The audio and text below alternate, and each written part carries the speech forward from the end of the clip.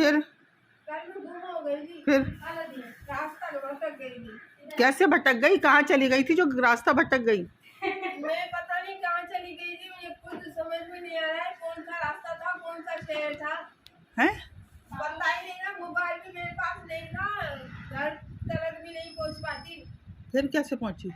बस पूछ के लोगों से पूछ के ऐसे घर पहुंची हूँ। कहाँ चली गई थी? पता नहीं कहाँ चली गई थी, दिमागी काम नहीं करे, पता नहीं कहाँ भटक गई थी। रास्ते समझ में नहीं आ रहा था, रो रही थी रास्ते में। सिर्फ वो बनी होती है ना जहाँ डांस पास होते हैं ना, हाँ। ये था। कोई भी नहीं था, कुछ भी नहीं था, कोई इंसान भी नहीं था, कोई दुकान भी नहीं थी, गाड़ियाँ भी नहीं थी यहाँ पर। फिर वहाँ चली गई थी, पता नहीं कैसे, अल्लाह की कुदरत से, पता नहीं किसके सहारे पे मैं घर पहुंची। मुझे कुछ को समझ नहीं आ रहा। घर वालों को बताया, घर वाले खुद परेशान हो गए। मैंने कहा अगर तो यहाँ पर भी नहीं आ पाती है, मैंने कहा आप तो समझते हैं बाजी के यहाँ चली गई है। अगर बाजी के टाइम होता है 7-8 बजे का, तो बाजी से पूछते, बाजी तो यही कहती ना नरमा जा ही नहीं है। तो आपको